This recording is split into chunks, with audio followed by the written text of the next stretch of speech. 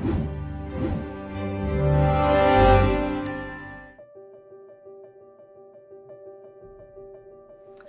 Everyone, welcome to Bright Gen Education. Last video में हमने capital और ड्राइंग्स की जर्नल एंट्रीज की कंसेप्ट को निपटा लिया था। इस वीडियो में हम लोग सीखेंगे अगर बिजनेस कोई सामान परचेस करता है, गुड्स या एसेट परचेस करता है, उसकी जर्नलाइजिंग कैसे करते हैं वो हम लोग सीखेंगे। तो चलो बढ़ते हैं क्वेश्चन की तरफ। पहले जो क्वेश्चन है that is purchased goods of 20,000। अभी अपने नियम से ही जाएंगे। पहला नियम है कि इसको समझेंगे ये है क्या। परचेज यानी कि सामान खरीदा है। क्या सामान खरीदा है, उसका नाम क्या है, गुड्स। ध्यान रखना, जब बिजनेसमैन गुड्स खरीदता है तब गुड्स के पीछे वाला वर्ड हम लोग यूज करते हैं, यानी कि इस क्वेश्चन में हम लोग जो वर्ड यूज करने वाले हैं वो है परचेज का वर्ड। सेकंड जो हम लोग यूज करने वाले ये है 20,000। यहाँ पे 20,000 डिनोट कर रहा है एक एसेट को जिसका नाम है कैश। तो दो चीजें तो हमने तो आइडेंटिफाई कर ली, एक तो है परचेज, दूसरा है कैश। अभी सबसे इंपॉर्टेंट बात, ये दोनों तो आइडेंटिफाई करने के बाद हमें इनको क्लासिफाई करना पड़ेगा into personal, real, nominal. Cash asset होता है तो कैश कौन से अकाउंट में जाएगा, रियल अकाउंट। परचेज, अगर कोई सामान खरीदेंगे तो अपने जेब से पैसा चला जाएगा, इसका मतलब परचेज खर्चा होता है, यानी कि कौन सा अकाउंट, नॉमिनल अकाउंट। ये दोनों आइडेंटिफाई कर लिए। अभी नॉमिनल अकाउंट का रूल ये कहता है debit all expenses and losses. अगर परचेस खर्चा है तो परचेस कौन सी तरफ जाएगा, डेबिट में। ध्यान रखना, परचेस हमेशा डेबिट में जाता है क्योंकि वो खर्चा है। यहाँ पे हम लोग लिखते हैं, सबसे पहले सीरियल नंबर डालेंगे 1, उसके बाद यहाँ लिखेंगे परचेजेस अकाउंट डेबिट। अगर परचेस करेंगे सामान आएगा और अपने से क्या चला जाएगा, cash. Credit what goes out. और कितने का सामान है वो, 20,000 ईच। जितना डेबिट उतना क्रेडिट, दोनों तरफ हम लोग 20,000 लिख देंगे। यहाँ पे नरेशन लिखना पड़ेगा। ध्यान रखो, नरेशन हमेशा बीइंग ये वर्ड से चालू होता है। Being goods purchased. यहाँ पे गुड्स खरीदे थे इसलिए हमने परचेज इस शब्द का इस्तेमाल किया। बढ़ते नेक्स्ट क्वेश्चन की तरफ। नेक्स्ट क्वेश्चन जो है वो है परचेज्ड फर्नीचर ऑफ 40,000। पिछले ट्रांजैक्शन में हमने गुड्स सामान खरीदा था, बट इस ट्रांजैक्शन में हमको स्पेसिफाई कर दिया है कि क्या खरीदा है। इस ट्रांजैक्शन में हमने स्पेसिफिकली फर्नीचर खरीदा है। तो देखते हैं रूल लगा के। फर्नीचर जो होता है वो रियल अकाउंट है क्योंकि वो एसेट है इसलिए वो रियल अकाउंट है। यहाँ पे एक है 40,000, वो डिनोट करता है कैश को, यानी कि कैश कौन सा अकाउंट होता है, रियल अकाउंट, क्योंकि वो एसेट है। तो फर्नीचर भी रियल अकाउंट है, कैश भी रियल अकाउंट है। रियल अकाउंट का रूल ये कहता है debit what comes in, credit what goes out. खुद सोचो, अगर फर्नीचर को परचेस करेंगे तो फर्नीचर अपने बिजनेस में आएगा, यानी कि debit what comes in, furniture in this transaction is coming in, so we will debit furniture account debit 40,000। और बिजनेस में से क्या चला जाएगा, कैश। जब फर्नीचर आएगा अपने को कैश देना पड़ेगा। यहाँ पे लिखेंगे टू कैश अकाउंट और यहाँ पे अमाउंट लिखेंगे 40,000। इसका नरेशन जो है, नरेशन क्या आएगा, बीइंग फर्नीचर परचेज्ड। तो ये थी फर्नीचर परचेज करने की जर्नल एंट्री। नेक्स्ट जो क्वेश्चन है हमारा that is purchased machinery.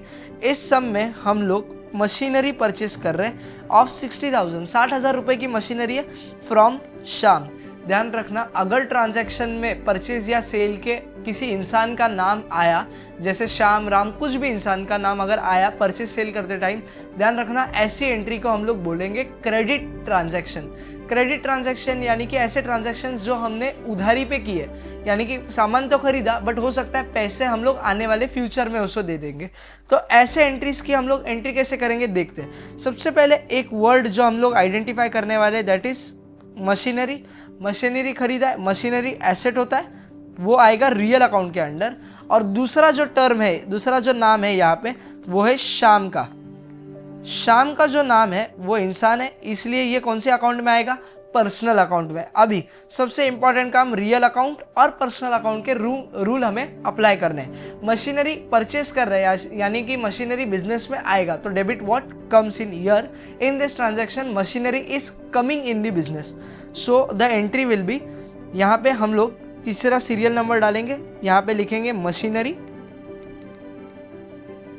Account debit 60,000, और यहाँ पे कैश नहीं लिख सकते क्योंकि हमने पेमेंट नहीं किया। ये कैसे समझ रहा है, यहाँ ध्यान दो, यहाँ पे श्याम का नाम लिखा है, इसका मतलब ये ट्रांजैक्शन क्रेडिट पे है।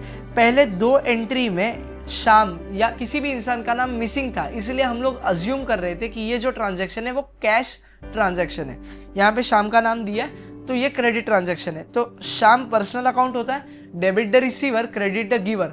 अगर बिजनेस मशीनरी को रिसीव कर रहा है, इसका मतलब श्याम मशीनरी को गिव कर रहा है, यानी कि Shyam is the giver in the transaction, hence Shyam will be credited. तो यहां पे मैं लिखूंगा टू श्याम अकाउंट, और अमाउंट कितना आएगा 60,000। तो यहां पे लिखेंगे बीइंग मशीनरी परचेज्ड